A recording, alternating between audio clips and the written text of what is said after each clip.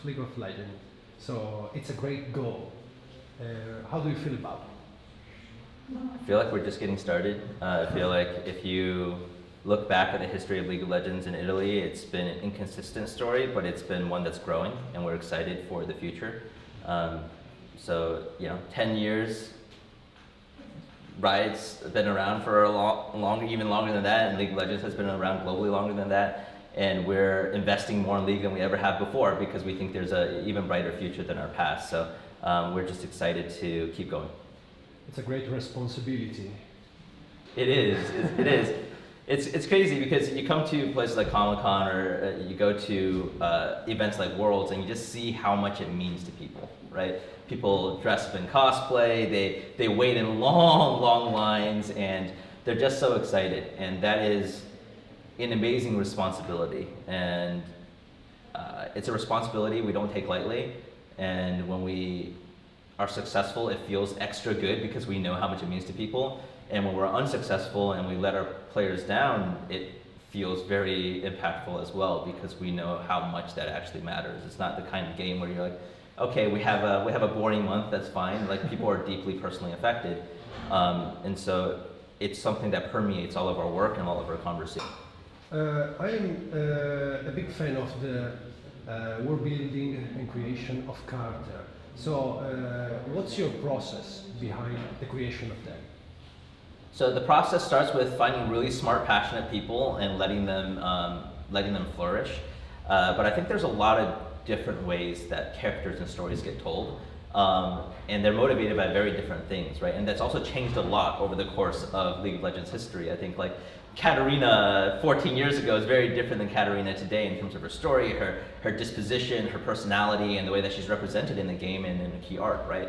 So a lot of this is telling stories both from the developer perspective, but also listening to our community, listening to players, how they see characters and see stories. We try to talk back to each other, have those loops where we're trying to understand what stories the players are telling each other and what they're really gravitating to, and then we try to reflect that in the game as much as possible. So do you have any feedback from the users and of your team, of course, to improve that?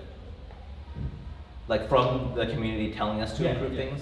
Yeah. Yeah, all the time. The community is always telling us about things, and that's the thing we love about the League of Legends community is it's got a lot of smart people who think a lot about the game strategically, a lot about the stories, a lot about the lore and the characters. They're very vocal with their feedback. Sometimes it's very nice, sometimes it's very mean, and at the end of the day, it's rooted in people caring. And so the thing we can do to fulfill the responsibility that we have is to care back and to hear them and to consider them and to sometimes really integrate their ideas. So the feedback of the users are very important, but it's important to know how to buff or how to nerf some characters, or you have a plan, do you plan some tests to do it? Yeah, so we have a really strong, large team of people working on like game balance. We also have a lot of tools that simulate outcomes. We have a lot of data that tells us about win rates at different skill brackets. The thing with balance is it's a pretty nuanced, tough thing because it's very subjective what balance is. It's subjective based on the role that you play, your personal experiences, your favorite champion, and your skill level, right? All these things will change how you perceive something to be fair or not. And so that's something that's always shifting, and it's an exciting place because I don't think there's a such thing as perfect balance. I think there's only like balance is fun for you for certain groups of players at a time, and we try to strike that balance as much as possible.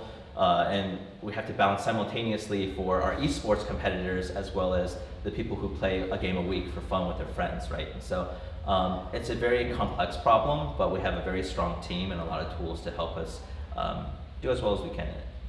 And sometimes we can the players themselves to find something that was missed originally. I mean, the smart people. We started with that. So. I mean, metas change, right? Like emergent gameplay is like, as a game designer, this is like the thing I nerd over the most is like things that emerged from the community that designers had never even thought of, like that they just use tools in a different way. Once you get it to millions and millions of people, and that can break things, right? That can be like, oh, this is not what we intended, that's really OP, and so we have to react to that, or that doesn't feel as good as we thought it was going to. And so those kind of emergent things are exciting for us to see, and then we try our best to respond to it in ways that keep the game fun for as many people as possible.